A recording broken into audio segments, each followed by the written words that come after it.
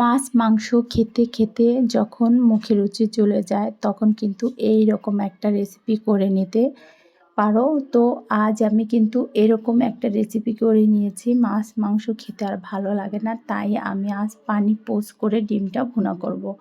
তো পানি চুলায় দিয়েছি, তো পানিটা কিন্তু বলক চলে আসছে। বলক চলে আসার পর এখানে আমি একটু ফ্রাই প্যানে একটু লবণ অ্যাড করে দিয়েছি। এরপর আমি এখানে এক এক করে 4টা ডিম এভাবে দিয়ে দিয়েছি। তো দিয়ে এখন আমি ঢাকনা দিয়ে কিছুক্ষণের জন্য ঢেকে রেখে দিব। তো বলক চলে আসছে, এখন আমি ঢাকনাটা তুলে সবগুলো ডিম কিন্তু এভাবে মিশে গিয়েছে। তো সবগুলো ডিমকে আমি একটু আলাদা করে এভাবে ছাড়িয়ে দিয়েছি। তো এখন আমি প্রতিটা ডিমই এভাবে আলাদা করে নিয়েছি, নিয়ে একটু এভাবে আলাদা করে ফাঁকা করে দিব। তো মাঝখানটা আমি একটু ফাঁকা রেখেছি, কারণ এখানে আমি আরও একটা ডিম অ্যাড করে দিব। তো এরপর আমি আরও একটি ডিম মাঝখানে অ্যাড করে দিয়ে আরও কিছুক্ষণের জন্য ঢাকনা দিয়ে ঢেকে রেখে দিব। আর সবসময় কিন্তু একঘেয়েমি ডিম ভুনা খেতে ভালো লাগে না, তাই একটু ভিন্নভাবে ডিম ভুনাটা করলে খেতে ভালোই লাগে। তো প্রতিটা ডিমই কিন্তু মাশাআল্লাহ অনেক সুন্দর হয়েছে। তো এরপর আমি একটা একটা করে সব ডিম এভাবে প্লেটে তুলে নিয়েছি। তো এরপর এখন আমি রান্নার প্রসেসে চলে এসেছি। এখানে কড়াইটা বসিয়ে দিয়ে দিয়েছি সর্ষের তেল। তেলের মধ্যে অ্যাড করে দিয়েছি পেঁয়াজ কুচি।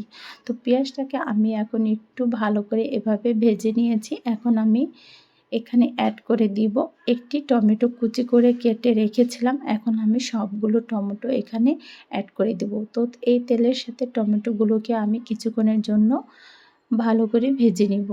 তো টমেটো কিন্তু দেখা যায় এখনকার টমেটো একটু শক্ত টাইপের থাকে, এর জন্য তেলের সাথে টমেটোগুলোকে আমি একটু ভালো করে এভাবে ভেজে নিয়েছি। তো সেদ্ধ হওয়ার জন্য এখন আমি এখানে একটু লবণ অ্যাড করে দিয়েছি। লবণটা দিয়ে টমেটোগুলোকে আরও কিছুক্ষণ নেড়েচেড়ে নিয়েছি।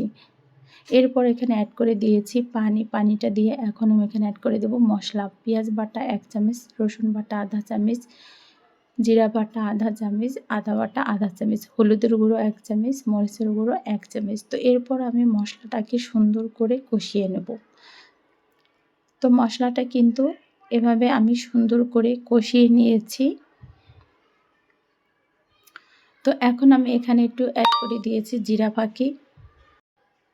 তো এরপর আমি জিরা ফাঁকিটা দিয়ে আরও কিছুক্ষণের জন্য এভাবে নেড়েচেড়ে নিয়েছি। তো টমেটোগুলো কিন্তু ভালোই সেদ্ধ হয়ে আসছে। এখন আমি মশলাটা সুন্দর করে কষিয়ে এখানে অ্যাড করে দিয়েছি ঝোলের জন্য পানি। পানিটা দিয়ে এখন আমি এভাবে একটু নেড়ে চেড়ে আরও একটু এখানে ঝোলের জন্য পানিটা অ্যাড করে দিব। দিয়ে বলক চলে আসছে, এখন আমি সবগুলো ডিম এভাবে একটা একটা করে দিয়ে দেব। তো এরপর আমি এভাবে সবগুলো ডিম অ্যাড করে দিয়েছি।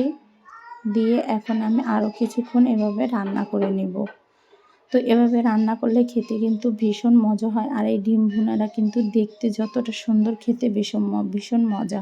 ভালো লাগলে অবশ্যই লাইক কমেন্ট করবেন। তো আজকের মতো কিন্তু রান্নাটা প্রায় শেষ। এখন আমি এখানে অ্যাড করে দিব ধনিয়াপাতা কুচি। তো ধনিয়াপাতা কুচি দিয়ে এখন আমি রান্নাটা শেষ করে নিব। তো ভালো থাকবেন সবাই, সুস্থ থাকবেন। আজকের মতো রান্নাটা শেষ করে নিলাম। ভালো লাগলে অবশ্যই একবার হলেও ট্রাই করে খেয়ে দেখবেন এটা খেতে কতটা মজার হয়। তো রান্নাটা শেষ। আল্লাহ হাফেজ।